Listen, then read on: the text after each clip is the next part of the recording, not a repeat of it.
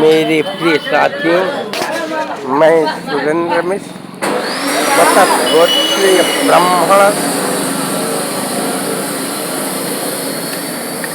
ब्राह्मण बुजुर्ग M.A. समाज शास्त्र, गोरख यूनिवर्सिटी गोरखपुर, वर्ष 1973-74, x MS referral hospital Mairwa. मैं आपको एक मातंग रामायण से उद्धृत एक कहानी सुना रहा हूँ, जो शायद आप जानते हो या न जानते हो। इसे सार्वजनिक करें, जिससे आपके समाज का ज्ञान वर्धक हो और कल्याण हो। प्रिय साथियों, जैसा कि आप जानते हैं, एक कहानी है जो कि एक राजा दशरथ जी थे। वो एक अप्सरा से विवाह करने के लिए बहुत उत्सुक थे। कहा जाता है कि वह अप्सरा आधा कुंवारी आधा विवाहित थी। यह कहानी मैं बता रहा हूँ। राजा दशरथ जी एक मर्तबे शिकार खेलने के लिए जंगल गए। राजाओं का यह मुख्य कर्म था कि वो शिकार करें और जो दुराचारी है उसको सजा दें। जब देखते देखते जंगल में कोई शिकार नहीं मिला, संध्या होने लगी। राजा दशरथ एक पेड़ के नीचे थक हार के बैठ गए। कहते हैं कि जब बैठ गए तो एक अप्सरा घूमते घूमते उनके पास आई। जब अप्सरा को देखते हैं तो उससे शादी के लिए विवल हो जाते हैं। उसके गुण, कर्म और स्वभाव से वो अप्सरा कहती है कि मैं आपसे विवाह करना चाहता हूँ, तथा राजा दशरथ जी चाहते हैं कि हमारा विवाह हो। मगर जब वो आती है तो राजा अपना एक दशरथ जी इच्छा दबा करके और कहते हैं कि आप इस जंगल में कहाँ से विराजमान हैं। वह अप्सरा कहती है, मेरे पिताजी स्वर्गलोक मुझे स्वतंत्रता दिए हैं कि आप मनचाहा वर ग्रहण करो और उससे चाहो तो शादी करो। राजा दशरथ कहते हैं कि ऐसा कैसे हो सकता है कि एक लड़की को उसके माँ बाप को दे। माँ बाप का कर्म होता है कि लड़की का उचित घर बर खानदान देख करके शादी करें। वो लड़की कहती है कि मुझे, वो अप्सरा स्वरूपा लड़की कहती है कि मुझे मेरे माँ बाप ये अधिकार दिए हैं, मैं आपसे शादी करने के तैयार। राजा भी दशरथ भी तैयार हो गए शादी के लिए और वो करने के लिए वचन दे रहे हैं।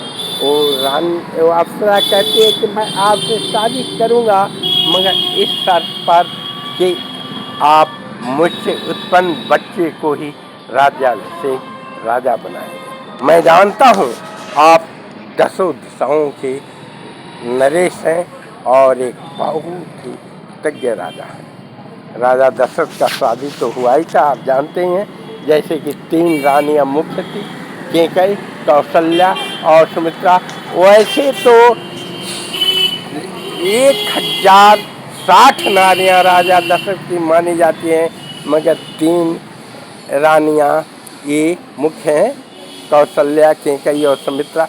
राजा दशरथ कामाख्या से वशीभूत थे, इसलिए उनसे शादी करने मान जाते हैं और कहते हैं कि ठीक है, तुम्हारे ही लड़के के राज्याभिषेक। ये बात कर करके और जो गंधर्व शादी होता है, जयमाल और मान सरोवर हो जाता है और कह करके राजा दशरथ चले जाते हैं।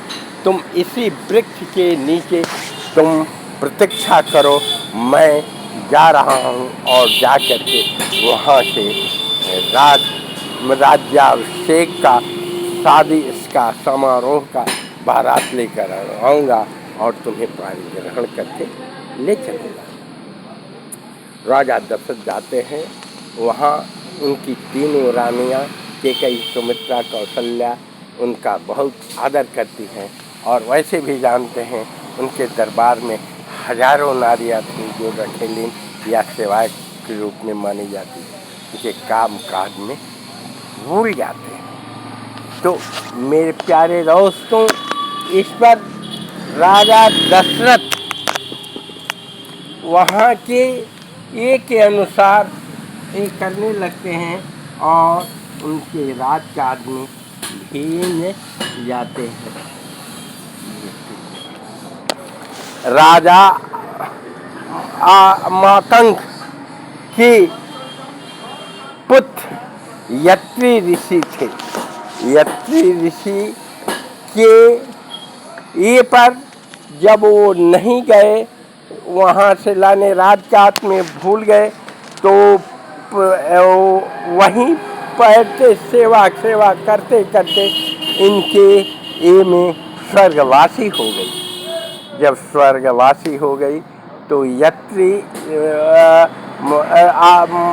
मातंग ऋषि के पुत्र यत्री ऋषि उनके पास उनके हड्डी से या उसको बिटोर कर खड़ाऊ बनाए और खड़ाऊ को लेकर के ही उनको प्रतीक्षा करने लगे कि यह सुयोग्य और एक को दिया जाएगा।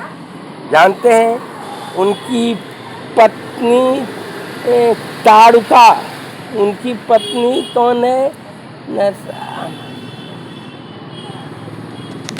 जान होकर चले गए, उनको बनाया गया खड़ाऊ के रूप में धरोहर हो गया। जब राजा दशरथ का उनको उस समय तो बच्चा वच्चा था नहीं, और अंत में जब उनको कैकेयी से, भरत और सुमित्रा से,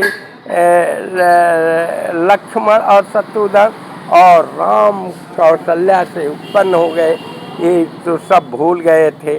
तो जब दशरथ जी इनको कैकेयी वरदान मांगी, वो चले गए और वहाँ शादी हो गया। तो अंत में यत्री ऋषि ने उस खड़ाऊ को राम को उचित पात्र समझ करके दिया, और जब दशरथ के मृत्यु के बाद भरत जी जा करके उनको मनाने के लिए गए, वही ये ऋषि यत्री ने जो उस हड्डी के अविवाहित लड़की के हड्डी से ही दिया।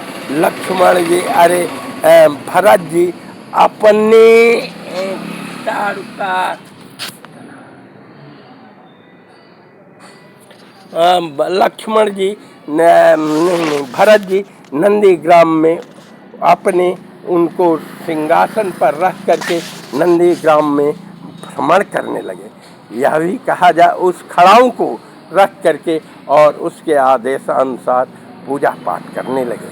जानते हैं कुछ लोग कहते हैं कि वो खड़ाऊ ताड़ुका के हड्डियों का था, और कुछ लोग कहते हैं कि उसी का ये यत्री ऋषि उसी अविवाहित स्वर्गीय अप्सरा के हड्डी से बनाया हुआ था। जब वो नंदीग्राम रह करके भरत जी उसके अनुशासन करने लगे, तो ही वही खड़ाऊ का था जो कि अविवाहित रहती।